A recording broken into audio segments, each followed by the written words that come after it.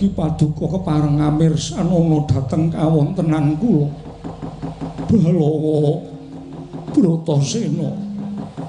Lah kok jebul landhep ucapmu natoni marang penggalihing wong tuwa. Ora ngira babar pisan ingkang niatku mung kepengin gawe wilujenging negara ing Wirata malah eneng kene aku diunek-unekke karo adiku lanang. Bratasena nek mestine kowe mbiyen ora gelem melu pun Kakang ya ora meksa. Arjuna nalika semana yen ora gelem melu pun Kakang aku ya ora meksa nanging aku tak takon karo kowe. Nalika semana pun Kakang arep mangkat sesukan dadu tumuli Dimas takon supaya keri nanging si Adi ora gelem. Jarene Pandhawa kuwi antiga sak petarangan, siji pecah kabeh ngrasakake, siji mukti kabeh melu ngrasakake. Weterong ingkang sakuwit yen to ubah kabeh melu ngrasakake, yen to mati kabeh uga melu ngrasakake. Ucapmu mau tak bundeli ning penggalihing pun Kakang. Nanging saiki lah kok kowe ngundhamana Bratasena, ya aku ngerti yen to nggonmu nglakoni buangan lan dadi wong urip alasan 12 taun mau ora ikhlas, ora apa-apa. Yayi pun Kakang tetep ngaturake panuwun dene Si Adi tetep nglakoni paukuman sak mestine kaya ingkang diucapake dening Kurawa. Nanging mbok ya aja banget mbonmu ngucap kaya ngono marang pun Kakang. Pun Kakang rumangsa yen to pun Kakang ki cubluk tuna ing nalar cingkranging budi, aku kuwi ratu sing bodho. Kena ngapa nalika kelakon babat Wanamarta mbiyen Si Adi ora nembung dadi ratu, nanging Si Adi pasrah yen to negara bakal mbok paringake marang pun Kakang. Bareng saiki ana lakon kaya ngene Si Adi ngundhamana Werkudara Bratasena. Ucapmu tak tampa kanthi lega-legawaning ati. Aku sing maju ana ing peperangan tak rebute Nalendra ing Wirata Prabu Matswapati.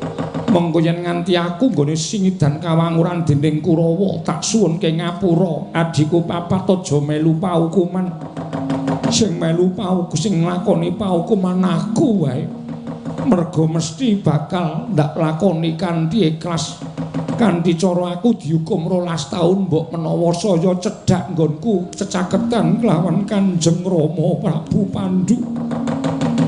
Saya raket karo Kanjeng Ibu Madrim. Kuwi lho apik sing tak gayuh tinimbang aku urip ana ing Lampadeg ngrangkani adi-adiku papat. Ning adiku papat jebul gone setya bekti karo aku ora lair batin. Pendak-pendak ana lakon ngundhamana Rama Prabu Pandhu. Mugi kepareng paduka kula tedhak wonten ing Janaloka. Kula aturi nganti ingkang putra Pambayon sowan wonten ing Kayewangan. Bes. Aja diteruske. Akhire kowe ngrasani Bapak Pandhu. Aku keloro-loro. Ora apa-apa Yayi, wis. Nyatane pancen kaya ngono kelakone. Wis, aja mbok teruske. Aku njaluk ngapura. Ucapku mau ora lahir batin. Upama lahir batin ya ora apa-apa. Ora lahir batin. Aku tak njaluk pamit maju ngrebut Prabu Durgandana. Aja. Nek kowe mati aku ya melu mati. Aku tak sing menyang. Menyang nendi? Menyang pasar. Menyang peperangan. Ya wis, nek pancen arep mangkat gek mangkat. Mengko selak telat. Wah, aja ngecul. Wah, nangis kok ngecul. Lah wong aku nek krungu Si Adi nangis ki rasane kaya arep guyu. Pancen yo bener. Aku dhewe jare ora kepengin nangis. Nek weruhku nangis aku dadi keloro-loro. Kok malah cilik suarane. Ngati-ati Dimas Bratasena. Iya. Aja kaya bocah iki.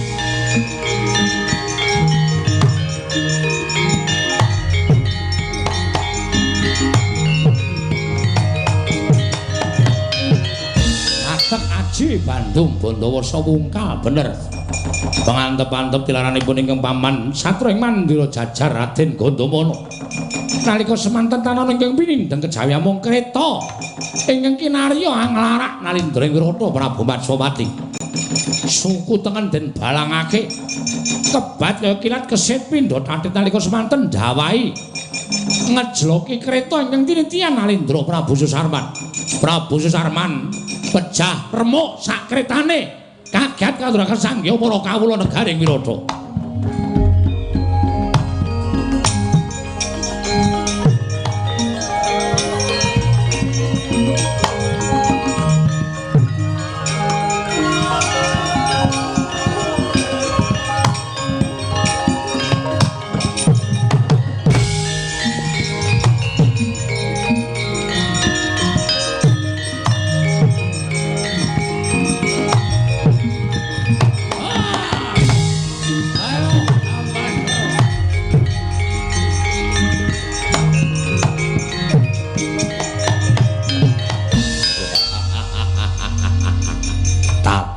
Keranjang beset-beset kulitmu mestine kowe ngrasake lara Durgandana kowe ngrasake lara mergo kowe isin karo kawulanmu kasan kowe ora sambat mung mergo kowe isin karo kawulanmu ayo Susarman aku patenono aku ora bakal wegah yen mung mbok pateni yen pancen rasa maremmu kowe kudu mateni marang Nalindra Wirata aku patenono mesti tak pateni ning ngenteni wahyaning mangsa kala.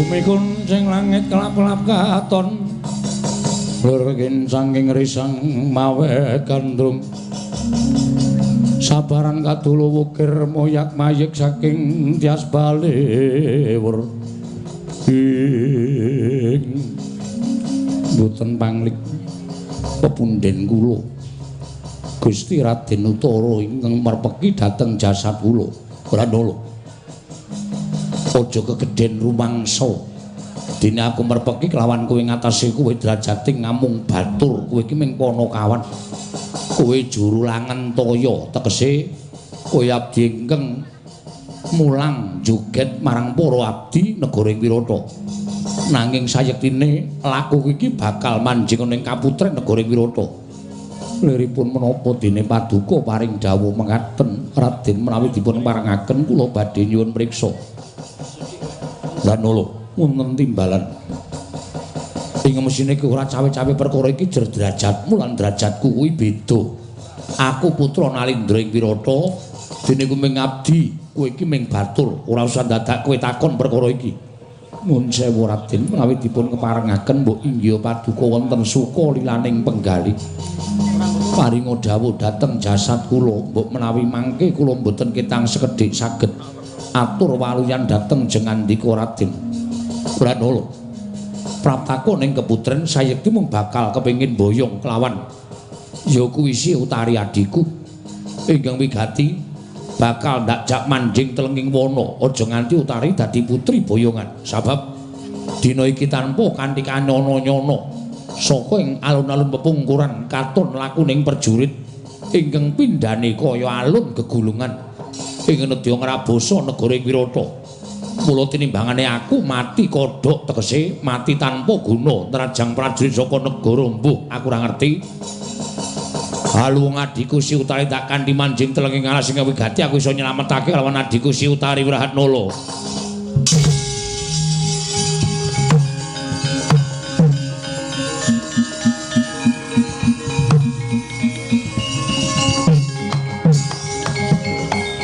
Bumi gonceng langit kelap-kelap katon lirkin sanging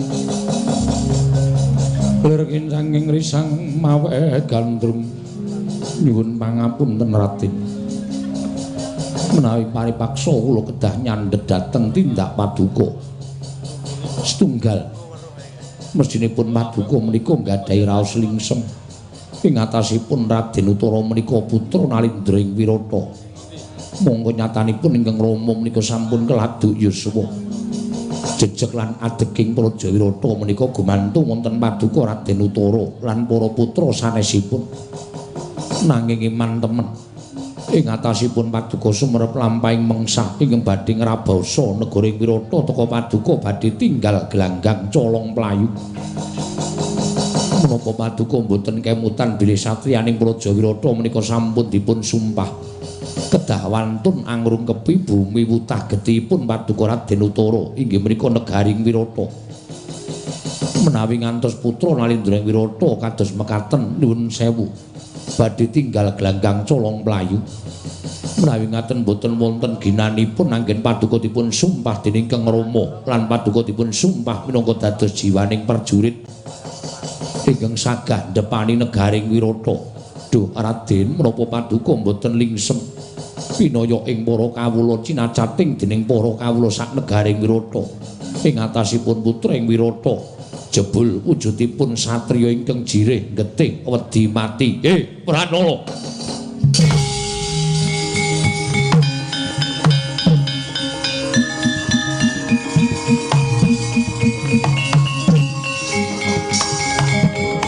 semangat glag-glag manos maning jajalanan. Lah kok jebul nyerweteh ucapmu. Kaya jawaton bisa muwus. Kaya jawaton bisa ngucap. Prajurit ingkang akeh nganti persasat kaya mendung ingkang bakal dadi udan ana ing negara Wirata. Lah kok dadi kowe malah nyebut yen to aku disumpah dening wong Wirata, aku disumpah dening wong atu aku, lan aku disumpah dadi jiwaning prajurit. Ngono ya ngono ning aja ngono, aja waton bisa muwus. Wong wani iki nganggo duga-duga ora sakarepe dhewe. Yen to aku maju ngadepi prajurit padha karo aku sara kuwanda, padha karo aku sara nyawa. Yen to aku sara nyawa banjur kepiye kahanane adhiku Tanwurunga bakal dadi putri boyongan. Coba pitungan. Kowe aja waton bisa ngucap, kowe aja waton bisa nyacat ning kowe ngulina ngilu karo kahananmu dhewe. Raden menawi cara kula sak mangke paduka mboten perlu tinggal gelanggang colong mlayu. Upami paduka gugur wonten ing pabaratan nang asma paduka arum, asma paduka badhe dipun imut-imut dhateng sedaya para kawula sak negari Wirata. Bilih Wirata kagungan wujudipun kusuma bangsa ingkang wantun bebila dhateng negarinipun. Mboten wujudipun satra ingkang wantun tinggal gelanggang colong mlayu. Nuwun pangapunten Raden. Menawi sak mangke paduka badhe kepareng nilar dhateng negari Wirata, Wirahatnala ingkang nderek wirang kula nderek isin ing atasipun kula menika abdi. Upami kula menika dipun keparengaken lan dipun paringi palilah dening para pundhen negaring Wirata, kula sagah nadyan remuk kasawurna putung sumangga kabandhemna Wirahatnala sagah ndepani negari Wirata. Supados kinarya conto lan kaca benggala dhateng para satriya ingkang boten temen dhateng jiwa kasatriyanipun Raden.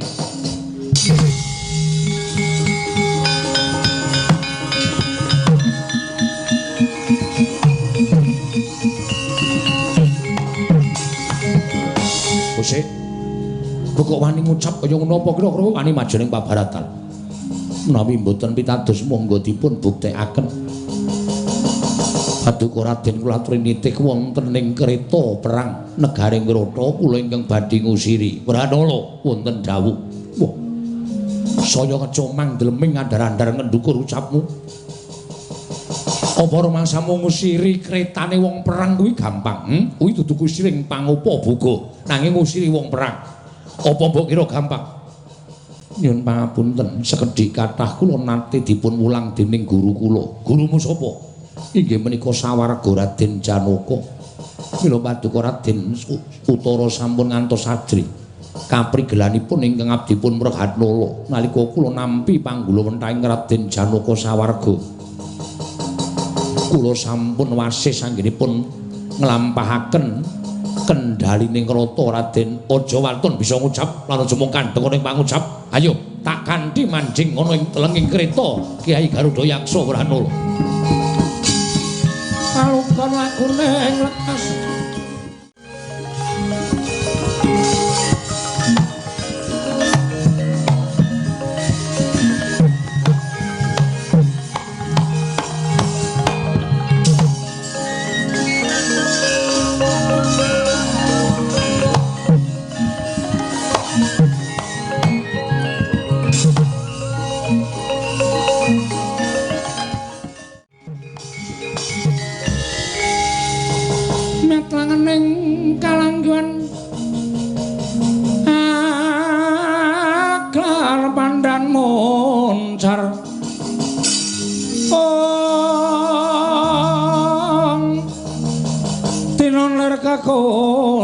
Surem sorotetan padang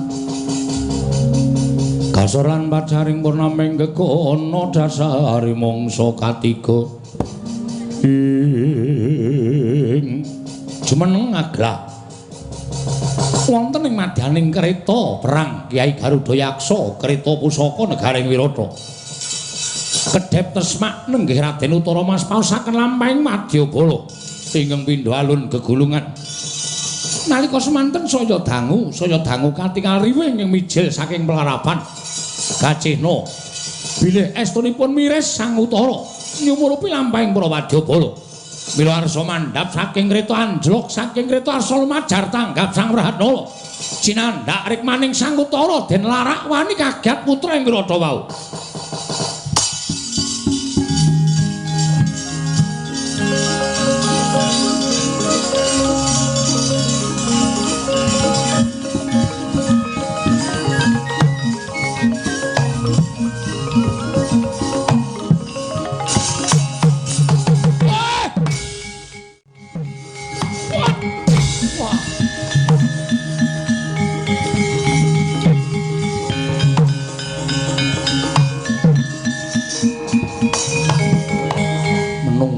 Tatanan manus maning jajalanan panjal maning iblis cetha kowe abdi ingkang ora ngerti tata krama ora ngajeni karo Bendara anggep apa kowe nganti nglarak karo Utara nganti tiba saka kreta Wranala. Nuwun pangapunten Raden kula ngertos bilih paduka badhe tinggal glanggang colong mlayu ajri lan lampahing prajurit ingkang kathahipun 1000. Kula nyuwun pangapunten kados menapa wirangipun Mrehatnala minangka dados kusir. Kula menika ngusiri senopati negaring Wirata teka dering abenajeng kaliyan mengsah paduka sampun badhe mlajar saking pabaratan. Ateges sami kemawon jengandika Raden menika sampun boten saged dipun ajengaken minangka dados senopati. Upama aku ora gelem dadi senopati kok arep ngopo? Upama aku ora gelem dadi senopati kok arep ngopo? Mergo aku sing iman karo uripku. Raden, nyuwun pangapunten. Gesang menika wonten ingkang peparing menika panguwasaning Dat Kamurweng Dat. Keng menapa paduka ngeman dhateng gesang. Nyatanipun pejah gesang menika gumantung dhateng panguwasanipun Kodrat. Saged kemawon panjenengan boten mangsah perang iwa dene keparenging dewa cinuntel dumugi semanten yuswanipun Raden Utara. Mugi menika badhe 1000 jalaranipun anggen paduka badhe tilar donya. Nanging nadyan Gusti dereng maringaken panjenengan majeng ing pabaratan. Gusti dereng maringaken jengandika Raden menika seda. Nadan kinaraja ing gegaman panjenengan boten badhe seda. Ora sakukean gunem tanpa guna. Ndleming andar-andar ngendukur ucapmu. Nyerweteh kaya bethet 1000. Nebo pategalan. Wose aku arep lunga saka pabaratan. Sak menika ngaten kemawon. Panjenengan ingkang dados kusir, kula ingkang dados senopati. Piye? Cangkemmu muni piye? Panjenengan dados kusir, kula ingkang dados senopati. Aku kusir, kowe senopati. Inggih. Kekuatanmu ki sepira Wranala? Kekuatanmu ki sepira? Saiki ngene. Kowe kena dadi senopati, aku tak ngusiri karo kowe. Tak anjing kok ning pabaratan. Waton kowe iso ngalahke putra Wirata. Kowe iso ngalahke Utara. Kelakon kowe tak angkat dadi senopati Wranala. Nyuwun pangapunten menawi kula lancang kaliyan Paduka Raden Utara.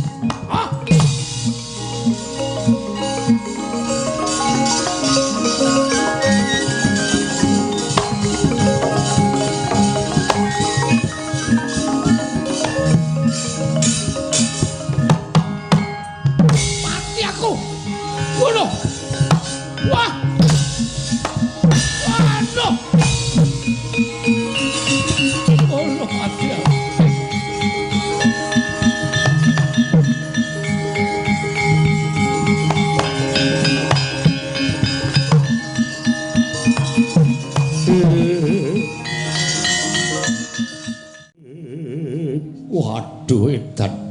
Wah. Kowe iki ming guru tukang joget kok tenagamu piye? Ndodhok dadaku nganti sumempel ora iso ambegan. Panjenengan sampun kawon Raden, panjenengan sampun ngakoni dhateng keunggulanipun Wranala. Samenika sampun ngantos panjenengan ngelincati menawi sampun Paduka ngendikaken mindak tetel kasatriyanipun Raden Utara. Wah, setan alas. Ya, iya. Tak tetepi sumpah prasetyaku. Ayo kowe munggah ning kasenopaten aku tak dadi kusir Wranala.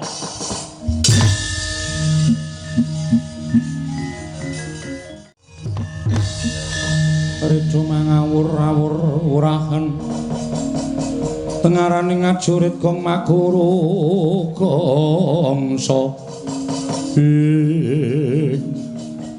Kusik jebul tinemune kowe iku ya wong sing ora sembodo. Liripun kados pundi dene Paduka paring dawuh mekaten. Lah kok dadi aku tok jawil lakune krita tok enggokake mlebu ngalas Raden. Kula badhe mendhep pusaka kula. Lho, kowe apa kugure pusaka?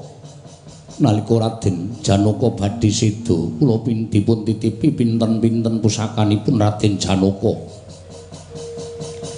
Pusakane putuku Janaka kasinggihan mekaten. Mapane ning endi? Nginggil randu alas menika wonten buntelan pethak. Nuwun pangapunten Raden, menapa Paduka Raden kersa minggah wonten ing reksa randu alas mendhetaken buntelan pethak menika. Sik to, Kusik. Aku wis ngerti nek aku wis kalah karo kowe ning mbok ya aja sia-sia. Aku ki anak Ratu Ratnala. Anak ratu kon penekan wit karemu piye? Senopatinipun sinten? Lho, senopatine kowe? Kusiripun aku. Kusir kalian senopati menika derajatipun inggil pundi? Wah, setan. Wah, keparat. Ya, tak peneke Ratnala, Pak.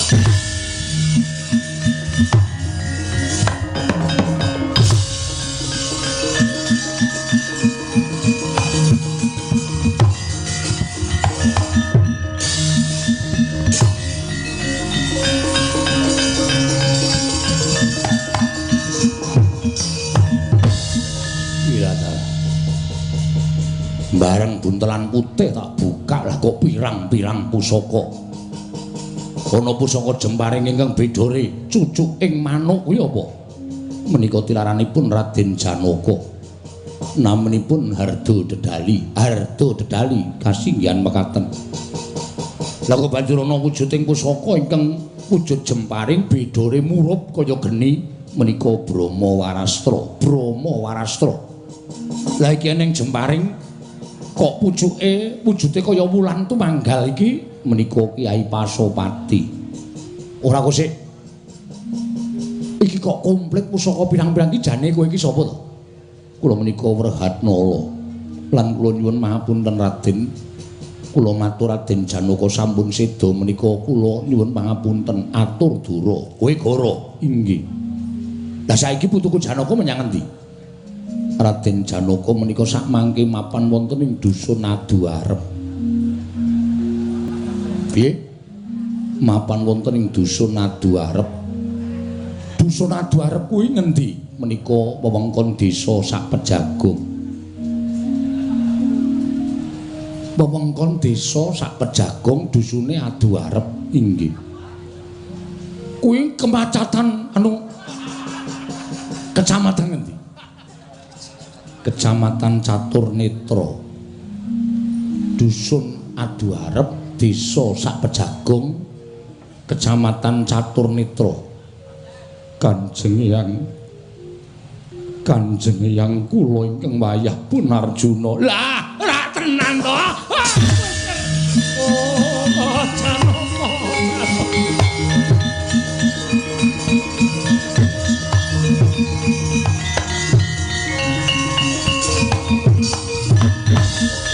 Suram Diwangkara kingen lir manguswa kang layon. Denya ilang kang memanise wadananira layu. Kumaku jamrah nyomaratane.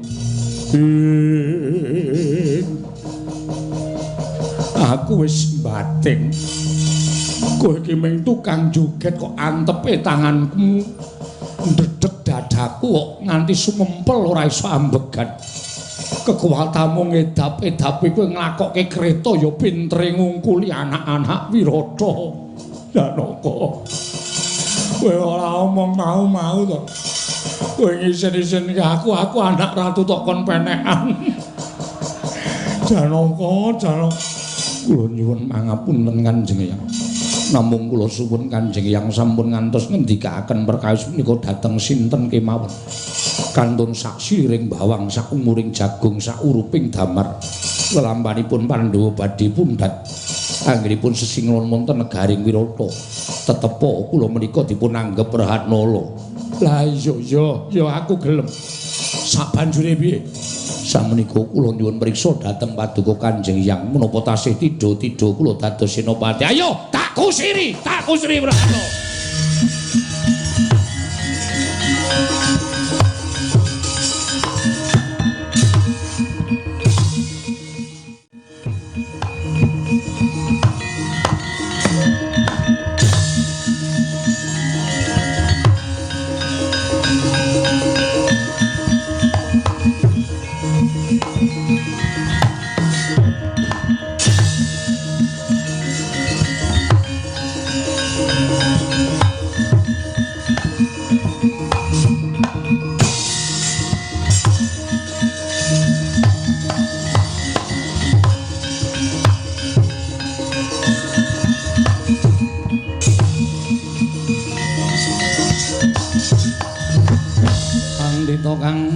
Wangsit pindha gombang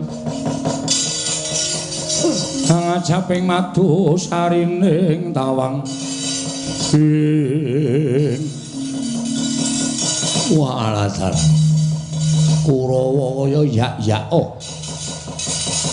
gleleng macaking gembela sirahe nggone bakal ngrabosa negaring Wirata mongko ora kanthi sarana jiwaning perjurit. Metu pepungkuran putu-putuku muga-muga padha slamet nggonmu maju ning peperangan.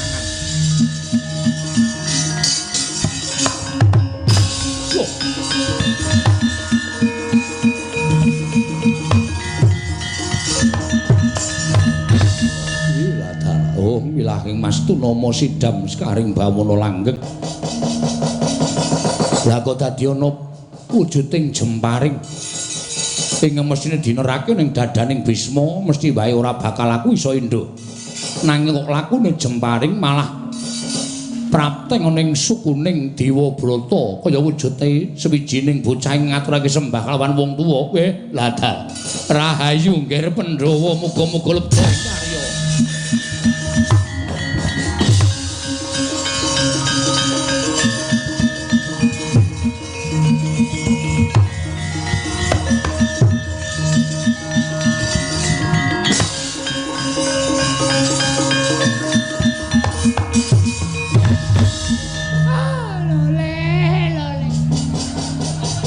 Walau gembal manyar-manyar duk neng dungkul wana dadi salah dadi wana. Lah kok dadi ana Jemparing kang iso nyukur jenggotku. Mangko resik. Oh, gawe bagus wong tuwa. Ora ana sing iso kaya ngene kejaba amung. Ya, ya. Muga-muga iso kelakon. Mun mung nglakoni paukuman. Ora kadenangan dening sapa-sapa trima ora melu-melu perkara iki. Rahayu, rahayu ana ring Sambikala ya apa anak Nder.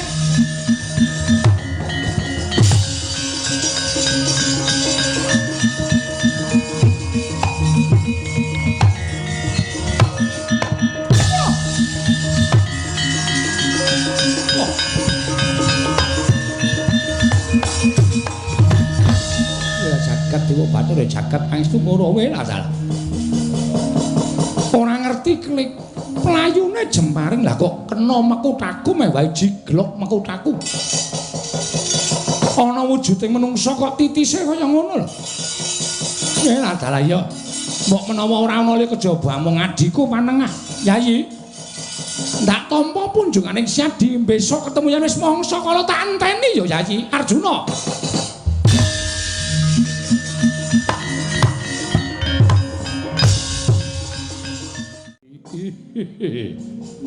Ya jagat Dewa Bathara ya jagat Pangestu Ngara Seta wonten timbalan ing Ngadawu Tara wonten timbalan ing Ngadawu Kanjeng Rama swarganing wong tuwa ora kaya ingkang dirasakake dening Nalindring Wirata Prabu Sri Baginda Maharaja Prabu Matswapati wiwit cilik ndak gula wentah tinemune bareng dewasa bisa nyuwargake kelawan wong tuwa. Aloking para kawula padha nyebutake prajurit Trigarta bubar maut tanpa iso dikukup salang tunjang numbuk bentus ngudel bingung. Kabeh padha wedi marang pengamuke putraku Pambayun Harya Seta. Dene pawarta ingkang dak tampa saka alun-alun pepungkuran anakku Utara iki nalika semana nitik kreta perang Kyai Garuda Yaksa gawe geger prajurit Ngastina Wekasan padha nungsang puyang laku ning para prajurit. Kabungan ingkang kaya mengkene mau satemene pun Rama bakal ngaturake srana apa kunjuk marang kersaning Hyang Mahanasa. Merga negara Wirata wis suwal saka bebaya Nalindra ing Trigarta lan Nalindra ing Ngastina. Nunamit pasang kaliman tabi tinebina ing ladoni dumawahing tawang towang sinuwun kula nyuwun pangapunten mestinipun boten ingkang abdi pun kangka munjuk atur ngersa paduka Gusti kula Sang Nata ngemuti dhateng jejer kula namung wujuding lurah pasar namung ngengingi supados anjagi dhateng Kanalindran paduka. Sampun ngantos paduka dipun raosi dening para kawula tuwun dipun raosi cinacating dening para kawula sak negaring Wirata kula namung badhe angleresaken lelampan ingkang sampun kelampah. Kowe iki guneman apa? Kowe iki guneman apa? Atur kula menika kanthi dasar kasunyatan sing piye kanggo? Nyuwun mangapunten. Inggih kedugi milujengaken sugeng paduka saking astanipun Prabu Susarman. Prajurit Trigarta menika kula nyuwun pangapunten nadyan asipat Gandharwa nanging inggih menika pun Jagal Balawa ingkang minangka dados putranipun Jagal Welakas ingkang saged milujengaken paduka Gusti kula ingkang sinuwun. Kondene ingkang saged ngusir Wadyabala saking negaring Astina menika sanes ingkang putra pun Raden Utara. Nanging kula nuwun sewu menika ingkang abdi ingkang ulah Langentaya pun Wergatnala sinuwun Gusti. Gusti. Kowe aja netangi kamurkaning Matsapati lho. Kowe aja netangi marang kanepsaning Matsapati ngatasé kowe ming lurah pasar Kanggo. Kowe ora usah dadak melu-melu perkara iki aja nganti sambung rembug. Iki rembuge piyai luhur, kowe ming kere. Kowe iki ming abdi. Yen nganti kowe wani sambung rembug aja kelakon dosa. Ilang sabaraning Durgandana. Apa kelakon tak ilangi cagaing sirahmu dina iki. Menapa ingkang kula aturaken menika namung dapur kasunyatan. Ing ajeng sampun kula aturaken bilih ingkang saged mangrurah satru murka Trigarta inggih menika pun jagal Bilawa ing pejagalan. Wonten ingkang saged ngunduraken Wadyabala Ngastina menika pun Wergatnala abdi Langentaya ingkang putra pun Dewi Utari sinuwun.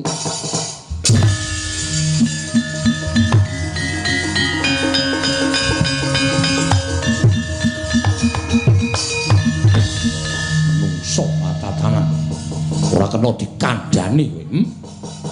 Kowe ora nyawang karo derajatmu kowe Kanggo. Kowe ora nyawang karo kahananmu. Mesine kowe tak caketake kowe ora perkara aku tresna karo kowe nanging nggonmu pinter olah sesukan dadu ingkang minangka dadi pekarmane ratu ing Wirata. Nanging lha kok saiki kowe kemewat kaya regem jimat, kaya wani ndilat Besi Abang, kaya wani ngembari pangawasaning Nalendra ing Wirata Prabu Durgandana. Kanggo pisan kas kowe wani celathu ning ngareping Prabu Durgandana aja lakon dosa, pecah basmu. Nggih. Nadyan dipun dawuh supados kula menika mboten munjuk atur namung estining manah kula mboten wonten niat menapa-menapa. Kejawi namung kepengin ngreksa dhateng kaluhuran paduka Gusti kula ingkang sinuwun mila kula nyuwun pangapunten. Sak mangke paripaksa kula munjuk atur ingkang saknyatanipun iblis laknat menungsa.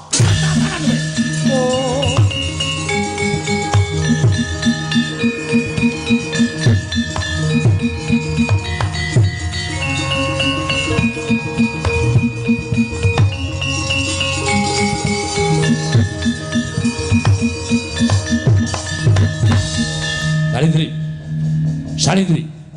Wonten maring adawu.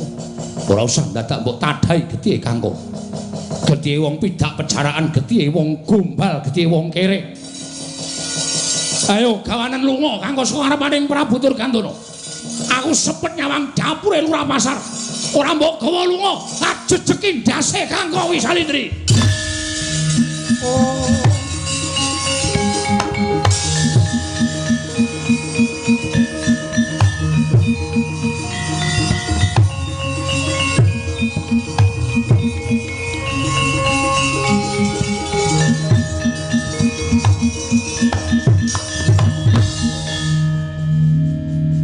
Sewu kalapatanipun ingkang putra Tadah Wadana Rama. Sik kowe ngopo kowe? Utara kowe ngopo? Namung badhe munjuk atur ngersa paduka Kanjeng Rama. Kula mboten wantun munjuk atur menika kala wancinipun dereng nemai. Duwen ditimangsa kala dereng nekani gandeng sak mangke sampun anemai itu nekani kepareng kula munjuk atur ngersa paduka Kanjeng Rama. Lho. Kaya wigati nang apa? Nyuwun pangapunten Rama. Dosa menapa ingkang kula sandhang. Namung sedaya menika wilujengaken dhateng wayah-wayah paduka Gusti.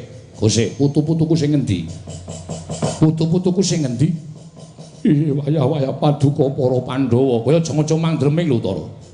Pandhawa wis mati ana ing telenging wana Kamyaka. Lah kok dadi kowe ngrembug para Pandhawa? Nyatanipun kedah tasih kula rembag lire piye kok kaya mengkono. Nyuwun pangapunten. Kangka aturipun Kangka menika kepara nyata. Aturipun Kangka menika kepara saestu Kanjeng Rama Gusti ndangaka nyawangipun Rama. Kok ucape Kangka bener ki bener sing endi? Menapa dipun ngaturaken pun lurah pasar Kangka menika kepara saestu. Lan sedaya pinanggih ing akal tuwin nalar jaran. jagal bila ingkang mapan wonten ing pejagalan menika wayah aduka piyambak. Inggih menika pun Bratasena. Puntine Wrahatnala ingkang minangka dados juru Langentaya ing mapan dados abdinipun ing putra pun Yayi Utari. Menika pun wayah kula Arjuna tuwin kangka menika wayah paduka para inggih menika pun Puntadewa ganepipun para Pandhawa ingkang sami sesinglan wonten negaring Wirata nglampahi dados tiyang buangan sak mangke sampun pundhat Kanjeng Rama. Kusila kowe iki guneman piye menawi sampun aturaken menika para saestu jagal bilawa menika pun Werkudara kangka menika pun Puntadewa Wrahatnala menika pun Janaka anggenipun sami sesinglan genepi anggenipun dados tiyang nglampahi paukuman wonten negaring Wirata Kanjeng Rama. Lha iki sing tak tutha paidon mau Puntadewa kasinggihan mati aku. Aduh mati aku.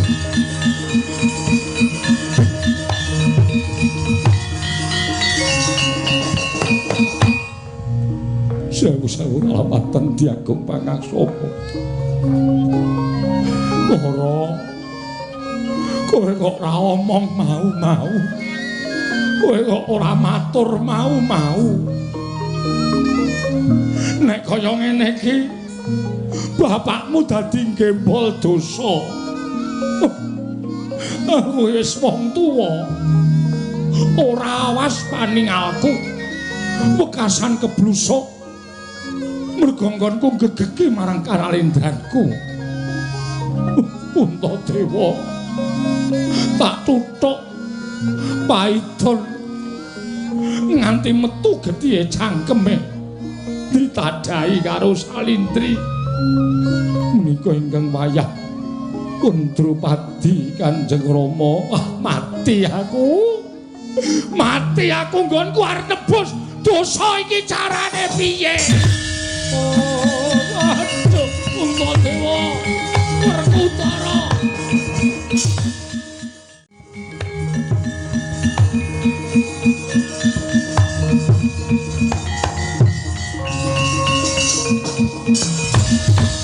Adalah Puntadewa.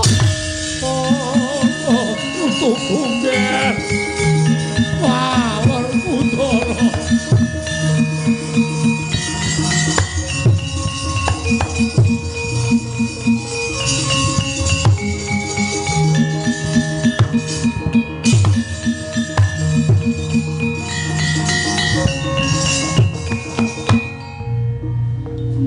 Puntadewa wonten dawuh Kanjeng Hyang Werkudara. Arjuna wonten dawuh Kanjeng Hyang Nekula Sedewa. Wonten dawuh Hyang, wonten dawuh Hyang. Drupadi wonten paring dawuh. Ya kaya ngene iki. Kaya ngene iki. Wong tuwa sing mamak mumuk ora gelem gunakake permana jati, mung ngagungake nggone wis tuwa. Anggepe wong tuwa kuwi sarwa bener, sarwa ora luput. Ning tinemune jebul ora ngono kedadeane. Aku salah. Aku kleru. Ning kejaba saka kuwi, aku uga wis ngayomi marang sira putu-putuku Pandhawa setahun suwene. Nggone sesingana negara Wirata. Inggih, kula ngaturaken panuwun ingkang tanpa pepindhan Kanjeng Hyang. Kula ngaturaken panuwun ingkang tanpa pepindhan. Dene paduka Kanjeng Hyang sampun kepareng sak mangke ngayomi dhateng kula lan para kadang sedayanipun. Yo, aku ngaturke panuwun. Dene aku sing keparengake mapan ing Wirata setahun iki. Majawati akehku. Yo, perkara kuwi ora dadi sabab ning nggonmu wis nylametake marang adeking Nalendra ing Maespati utawa ing Wirata ya kuwi Prabu Sri Bagindo Maraja Prabu Majapati ya saka pengamuking Ratu Trigarta lan saka pengamuking Nalendra Ngastina wekasan Wirata isih jejeg adeke ya Pandhawa mula kanggo nyaur utange Prabu Matswapati sesuk mangsa kala tumapak ing perang gedhe Bratayuda Jaya Binangun. Mangsa kala tumapak ing perang gedhe antaraning Pandhawa lan Kurawa. Aja ning maju dadi Senopati yen durung entek anake Matswapati.